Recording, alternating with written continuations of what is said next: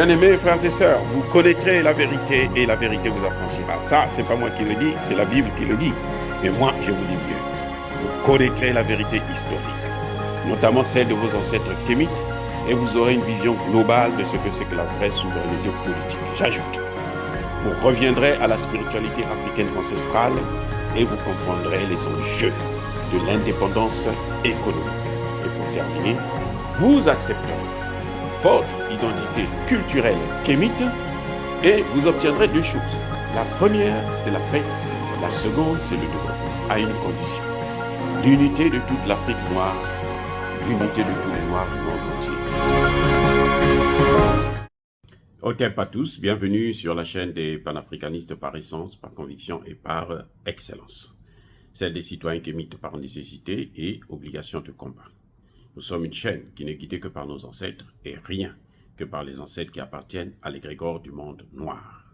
Par conséquent, nous ne croyons en aucun Dieu venu de l'étranger. Toutefois, cette vidéo n'est aucunement destinée à inciter à la haine ou à la violence, car nous menons un combat qui est d'abord et avant tout spirituel, intellectuel et démocratique. Ensuite, il est politique, géopolitique et géostratégique. Contre l'impérialisme, le colonialisme, le néocolonialisme et l'endocolonat, qui sont tous qualifiés de crimes contre l'humanité. Nous menons ce combat sur la base du principe fondamental que nous avons hérité de nos ancêtres kémites, qui est celui de la Mahat, c'est-à-dire solidarité, vérité et justice. Vous êtes donc en droit de connaître la vérité et nous avons l'obligation de vous dire la vérité, rien que la vérité, afin que justice soit rendue au continent africain. Et ça, c'est notre modeste contribution dans cette noble lutte en faveur de la souveraineté, la dignité, la solidarité et l'unité africaine. C'est exactement ça que nous appelons le panafricanisme. Bien-aimés frères et sœurs, un Libyen, un certain Mohamed Hamid, a poignardé entre 4 et 6 personnes à la gare du Nord en France ce mercredi 11 janvier 2023. Ce monsieur avait reçu ce qu'ils appellent, eux là-bas, c'est à la mode d'ailleurs, OQTF, obligation de quitter le territoire français. Maintenant, demandez-moi de quelle nationalité est-il? Parce que si c'était un Français, on ne peut pas l'expulser. Mais lui, il est de quelle nationalité? Eh bien, il est libyen. Monsieur est libyen. Donc, il vit en France. S'il a l'obligation de quitter le territoire français, c'est qu'il est sans papier. Il est en situation irrégulière. Figurez-vous une chose, c'est que le monsieur, il est inexpulsable, puisque son pays est en guerre. Que se passe-t-il? Pourquoi je vous raconte cette scène? J'ai entendu parler de ça sur une grande chaîne de radio,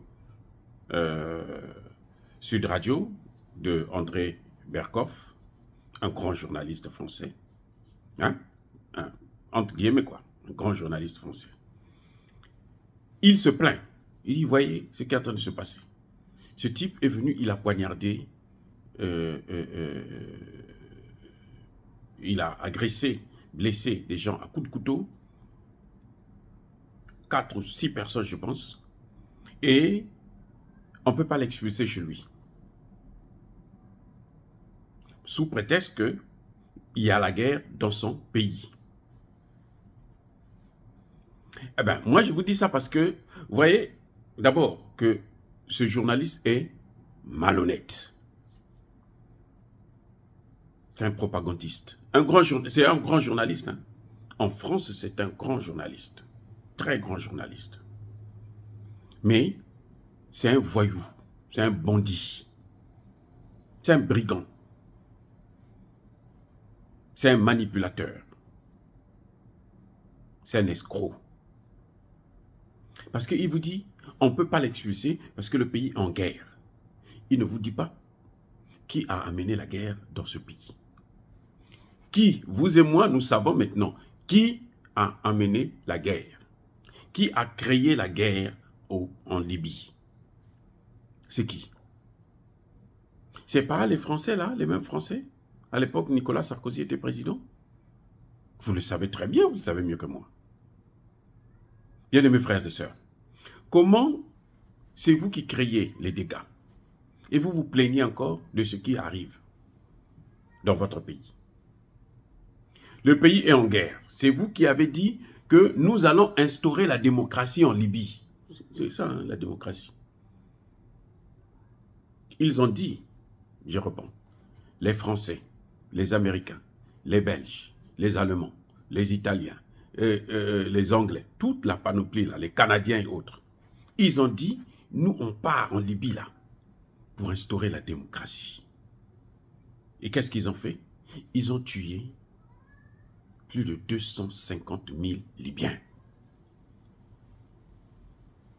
Et ça, nous sommes en quelle année? En 2011. Aujourd'hui, nous sommes en 2023. 12 ans après. Voilà la démocratie. Voilà le type de démocratie de l'Occident en Afrique. Voilà la démocratie qu'ils viennent mettre en Afrique, qu'ils viennent instaurer chez nous. Ils nous demandent la démocratie, c'est ça la vraie démocratie. Parce que vous savez quoi? Dans ce chaos-là, ce que nous appelons le chaos maîtrisé, eux, ils tirent, ils peuvent piller le pétrole, ils peuvent faire tout ce qu'ils veulent. Personne ne peut, ils n'ont de compte à rendre à personne. Donc, de quoi André Berkoff peut-il se plaindre? Mais il a la chance qu'il n'y en a pas. Il n'y en a pas 100 000. Il n'y en a pas 7 millions de Libyens qui sont venus en France. Okay. Il devrait se réjouir que non, mais ils ne sont pas trop nombreux. Parce que, vous savez quoi? Les Libyens, là, ils vivaient mieux que les Français. Le niveau de vie des Libyens était supérieur à celui des Français. En tout cas, d'un Français moyen. Parce que le Libyen, quand il finissait les études, l'État lui donnait l'argent. Quand il se mariait, l'État lui donnait une maison.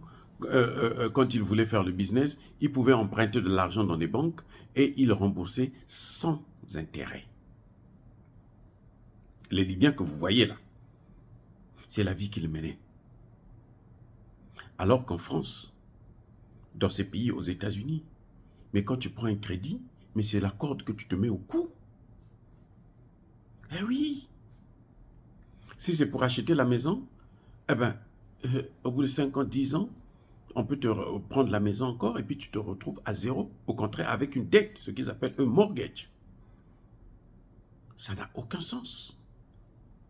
Comment un journaliste, un grand journaliste, peut-il se poser des questions sur un Libyen qui est inexpulsable? Je ne dis pas que le fait d'agresser les Français, c'est une bonne chose. Non, non, écoutez-moi bien. Je ne dis pas ça. Je dis tout simplement que ce qui arrive en France avec ces Libyens, c'est la conséquence de ce que les Français ont fait en Libye. Lui encore, il a blessé seulement. Les Français ont tué. Je vous ai déjà dit. Plus de 250 000, parmi lesquels des femmes et des enfants. Ils ont détruit le pays.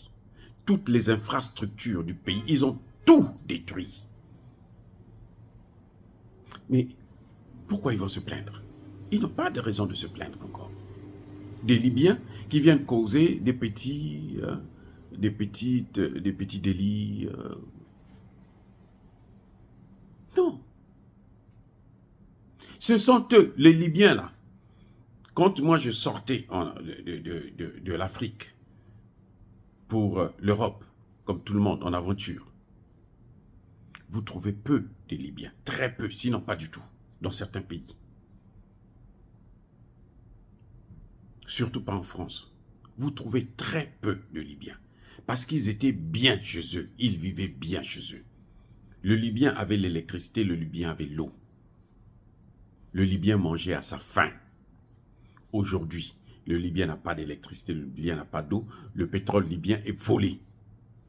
par ces Occidentaux. Le pays est divisé, morcelé. Et il y a le terrorisme qui fait ses ravages. Et c'est ça que eux ils appellent la démocratie. Et on nous dit, au Mali, là, s'il n'y a pas élection, nous, on va prendre des sanctions. Comme c'est leur habitude, la seule chose qu'ils savent faire, c'est sanctionner. Au Burkina Faso aussi, dans 2 ans, il n'y a pas élection, on va prendre des sanctions.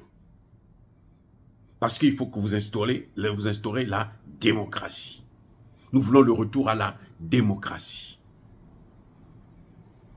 Et je me suis posé la question de savoir, est-ce qu'il parle de démocratie ou de démocratie?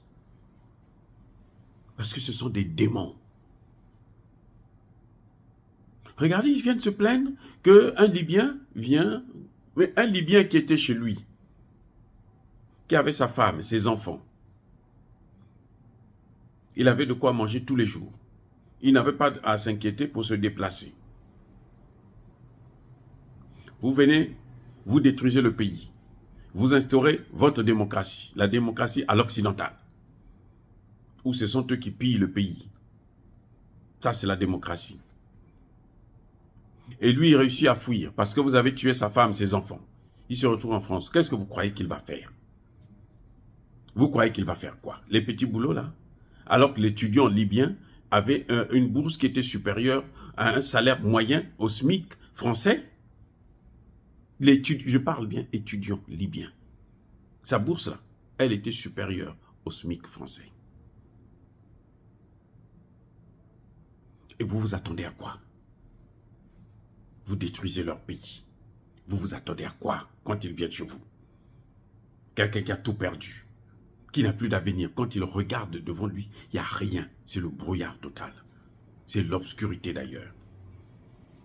Vous vous attendez à quoi? Pourquoi vous ne dites pas, M. Berkoff, vous ne dites pas la vérité aux Français, que non, ça c'est les conséquences de la politique que nous avons menée en Libye. Il n'y avait pas de réfugiés libyens en France. Moi, je n'en ai pas connu en tout cas. Vous avez trouvé des Algériens, des Marocains, des ceci, mais pas des Libyens. Vous ne trouvez pas des Libyens. On pouvait en trouver quelques-uns en Italie pour les relations qu'ils avaient avec l'Italie. Mais en France, en Allemagne et autres, ça dit qu'on les compte sur les doigts de la main. Vous allez vous détruire leur pays. C'est le sauve qui peut. Chacun va là où il peut pour survivre. Et vous pensez que quand ils arrivent chez vous là, la colère, la haine d'avoir tout perdu à cause de vous, vous vous attendez à quoi? Qu'ils pleurent devant vous? Qu'ils s'agenouillent encore devant vous? Ceux qui ont détruit, les Occidentaux là, qui ont détruit là, la Libye là, ils ont volé l'or libyen. Ils ont volé l'or libyen. Parce que quand la Libye disait qu'elle voulait créer la monnaie africaine, c'était avec quoi? C'était basé sur quoi? C'était sur l'or. Plus de 100 tonnes, pas de 170 tonnes d'or qui ont disparu.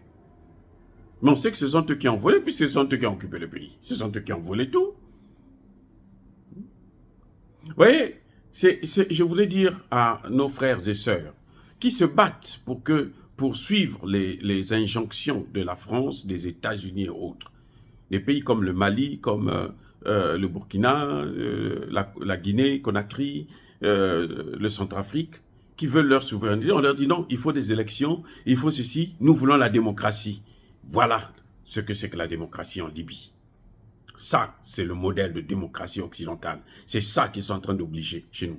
Regardez le Congo démocratique. Ils ont obligé Kabila de partir parce que Kabila résistait maintenant à leurs injonctions. Ils ont tout fait pour que Kabila parte. Ils ont manipulé la population. Et comme d'habitude, on tombe toujours dans leur piège. La population est tombée. Ils ont mis Tshisekedi. C'est la démocratie. Regardez, depuis là, les M23 et le Rwanda ne font que prendre des parties du territoire. Prendre des parties du territoire. L'or est pillé. Les matières premières, le diamant, le cobalt, le coltan, tout est pillé. C'est ça la démocratie qu'ils veulent. Eux, ils veulent la démocratie pour qu'il y ait l'instabilité et puis ils font ce qu'ils veulent. Ils veulent la démocratie pour qu'on ait des pantins à la tête de nos États et puis ils font ce qu'ils veulent. C'est ça la démocratie. Donc nous devons, notre problème aujourd'hui, je le répète encore, ce n'est pas la démocratie, mais c'est le bon dirigeant. Dire cela, c'est inciter à la haine ou à la violence, non. Yaba colère veille, mes amis. Encore une fois, soyez bénis, abondamment bénis par le Dieu de Kémit. Et que tous ceux qui persécutent le continent africain, tous ceux qui le pillent et le déstabilisent, qu'ils soient noirs ou blancs, qu'ils soient maudits, punis, foudroyés, neutralisés, écrasés, effacés par notre Dieu des Kémites et par nos ancêtres angélisés. Vive l'Afrique éternelle, j'ai dit et j'assume.